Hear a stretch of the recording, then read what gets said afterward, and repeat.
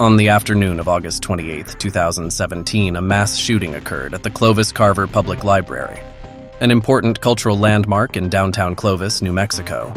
The shooter killed 2 people and injured 4 others. The perpetrator was identified as Nathaniel Jouett, a 16-year-old student at Clovis High School located not far from the library. Here are the details of the incident.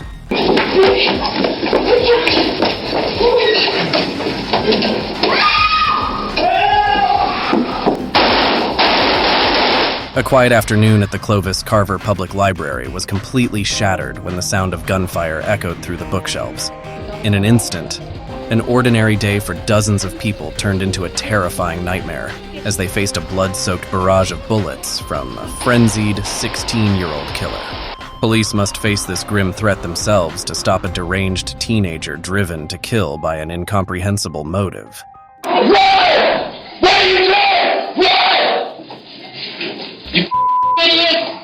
I have church tonight at 6. It's about 4 p.m. on August 28, 2017.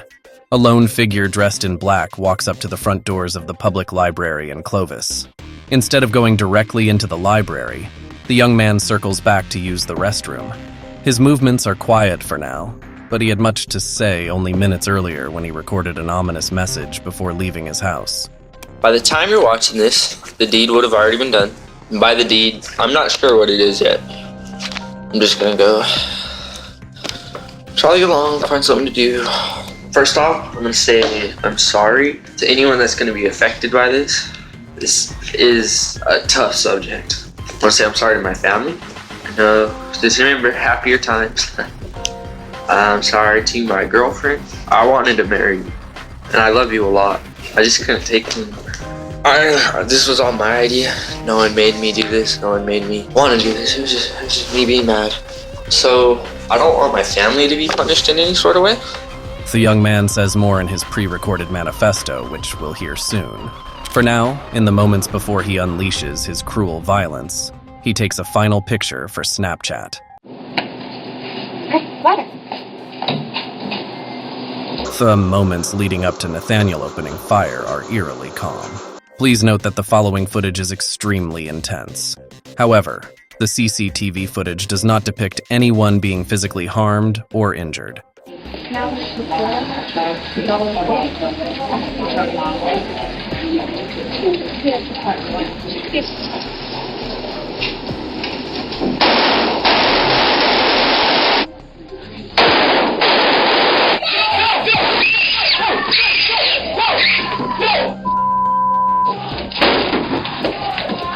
That door work?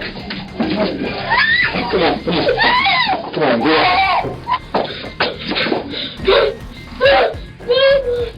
What are you doing? What? You idiot! A lucky few managed to escape through a side door, and one heroic woman saves an unaware bystander before fleeing the library. However, inside the library, many remain trapped in a living nightmare.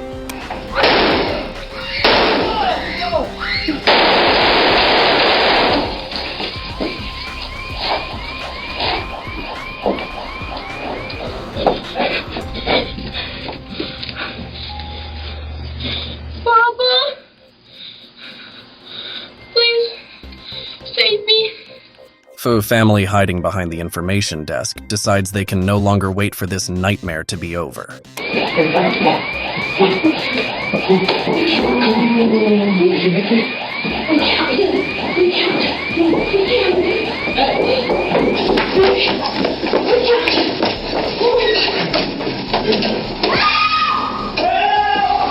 Upon hearing the cries for assistance, a man outside dials 911 and then enters the library to save his wife and child who are trapped inside. I'm at the library. Somebody's requesting the shooting. There's 2 people laying dead up.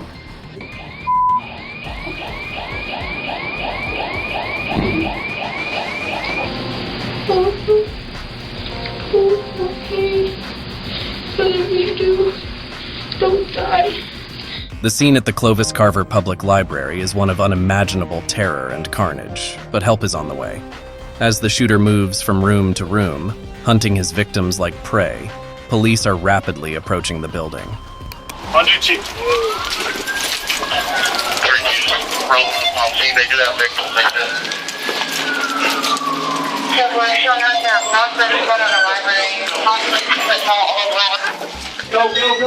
Once the police enter the building, the fear of the unknown lurks around every corner and behind every door. Everyone in the library is under suspicion. Put the phone down and lay down. Lay down. Put your hands up where I can see them. Good? No. You good? We got 2 right here. Step away from the door. Step away from the door. Do it now. Do your hands. Go, go. Come out. Step away. Step away. Step out. Come out. Step out. Step out. Step out. Get out. You know who's shooting? No, we don't. Okay. He's in there the whole while. Get back in there. Get back in there and stay. Close the door and block it. Don't let anybody else in. I'm going in. Go. Hey, police! Show me your hands. It's police. Police, come here. Come here. Show me your hands. Show me your hands. Come on. Come on. Let's go. Let's go. Out, out, out, out. Come on. Yeah. Get out. Right over there. No, it's 5 in the back room. I know that's Clear. Good? I got Charles back. Secure them. Grab them. He's good. Put your hands behind your back and just protocol, right? All right, put your hands behind your back.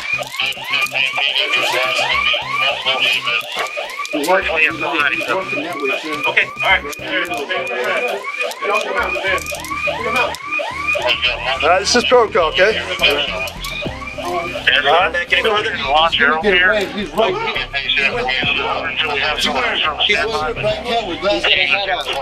Which way to go? Right there to the left. That way. To the left? That way to the left, over there. Over there. Hispanic dude, black dude, what? Thought he was a white guy. It's unusual to see police handcuffing potential victims, but at this point they have very little to go on.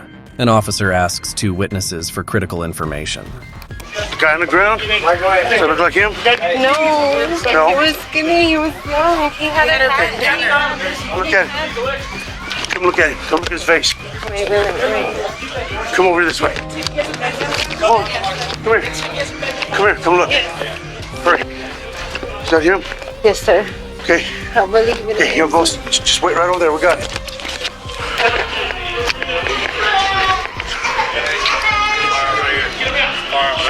Jesus, in shock. It's the fire. Don't touch it. Why? We're gonna clear it. Where's it at? That way, I think. The shooter, now handcuffed, lies on the floor next to the information desk. Just before the police arrived, he approached Lupe Aguirre, the man who called 911, with a slight smile and told him to hang up the phone. Aguirre responded by informing the young man that the cops were right behind him. Hearing this, the shooter returned to the library's main room to surrender.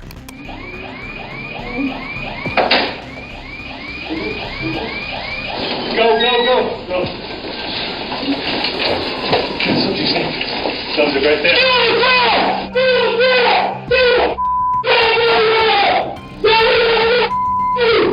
Put your hand, keep your hands in. Anybody else? Come in.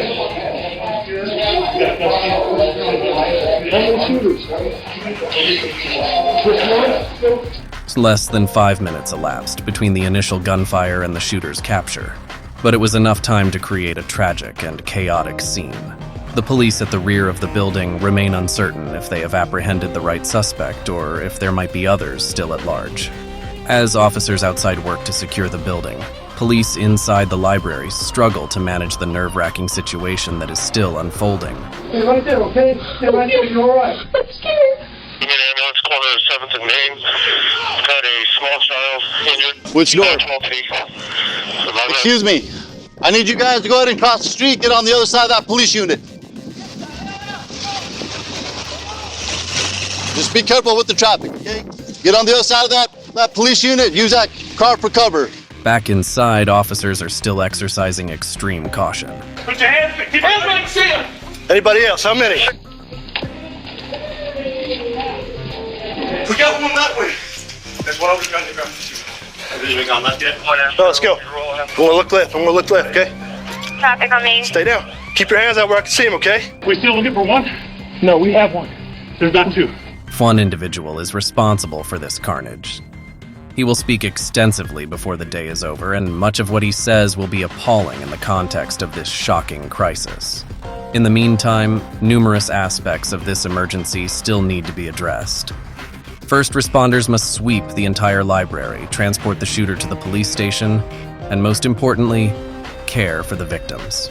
Back here! Back here! He's in the closet. Hey, one of this guy. Hands behind your back. Hands behind your back. Scott! Scott! Closet! You Scott! Which closet, Scott? I'm coming, just go. Open the door. Which one are you in? Hang tough, bud. The woman being led out of the back closet is Jessica Throne, an assistant librarian who has been shot in the shoulder. Jessica is married to an officer on the force. What's wrong, man? What's up, man? His wife? Who is she? Is she? Yeah. Is that right? She got one in the arm, but she's fine right now. Okay, good. You got a tourniquet on it? Through a word fine may not be the most accurate way to describe Jessica's status, but it is true that when all is said and done, she is among the lucky ones. Well, this is my office. That door is locked from the outside, and no one came in through here. Okay. All right. I know you still need a check. We're good. We're clear back here. Can you ID her for me? That's Wanda Walters. Okay, Wanda Walters. This Christy. Christina Carter. Children's librarian Christina Carter and circulation assistant Wanda Walters are among the less fortunate victims that day, killed in this senseless violence. As the officers continue to search through the library, the number of victims in desperate need of their assistance continues to pile up. I have elderly male, GSW to his left arm, all juvenile, GSW. Hey, move over a little bit, get off this door. As for the 21, I coupled you an elderly male with a gunshot wound to the arm. Can you tend on the rest? Juvenile male, GSW left hand. Throw boy being carried out is Noah Molina, aged 10, who went to the restroom simultaneously as the suspect shortly before he and his older sister were shot. These heartbreaking events have led some officers to reflect on what they might have done differently. Is that our suspect?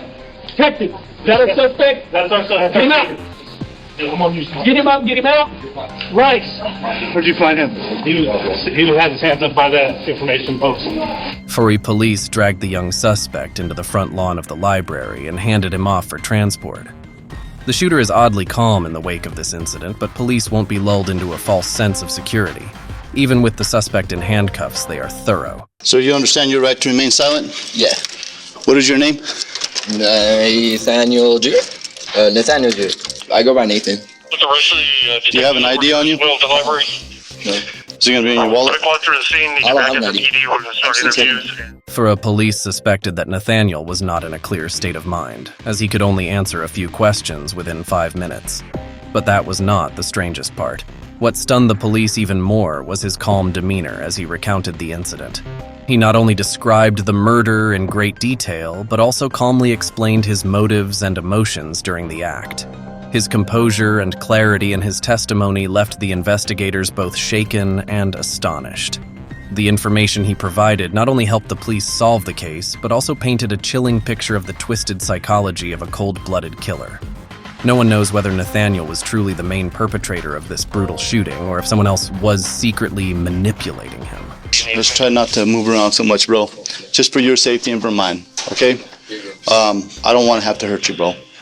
I'll talk to you. I'm not here to interview you, okay? That's not what I'm here for, okay? But I'm pretty sure they would appreciate you talking, okay? I understand. If those cuffs on your ankles get too tight, let me know. I'll loosen them if it's going to put your feet to sleep or something like that, okay?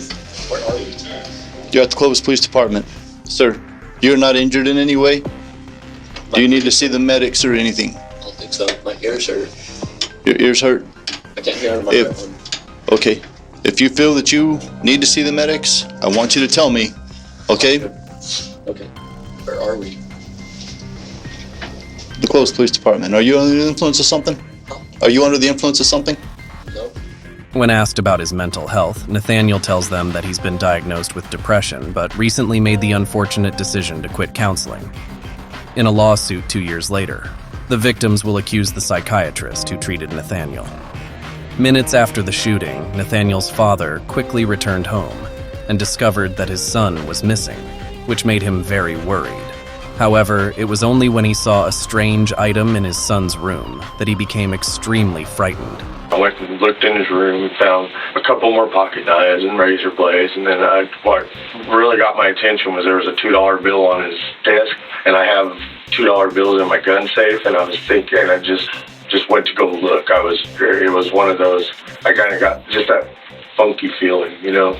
I went to the gun safe and noticed that both my semi-automatic pistols were missing. The ultimate reason behind Nathaniel's mass shooting was the emptiness and deep-seated horror within his mind. I've been getting picked on and beat up. Everyone hates me. I was just mad about that. Did you tell anybody how you were feeling? No. Why not? Everyone's got their own problems. What made you decide that it was enough? Had you been thinking about this for a while? Yes. Yeah? Yes. How did you get the courage to do it today? I don't know. If I remember, I don't even know how I got to go. You knew it was wrong. So, what do you think was going to happen? What would be the outcome? I don't know. I didn't. So why did you shoot those other people? I don't know. So Nathaniel pleaded guilty. He was convicted of 30 serious charges, including 2 counts of first-degree murder for taking the lives of 2 people and injuring 4 others in the bloody shooting. On February 15, 2019, 17 months after the shooting, Nathaniel was sentenced to life imprisonment, plus an additional 40 years. According to the sentence, he would not be eligible for parole before 2051. However, a controversial new law was signed in 2023, banning life sentences for juveniles in New Mexico. Under the new law, juvenile offenders may seek parole after serving 15 years. This would make Nathaniel Jouett eligible to go before the parole board in 2033.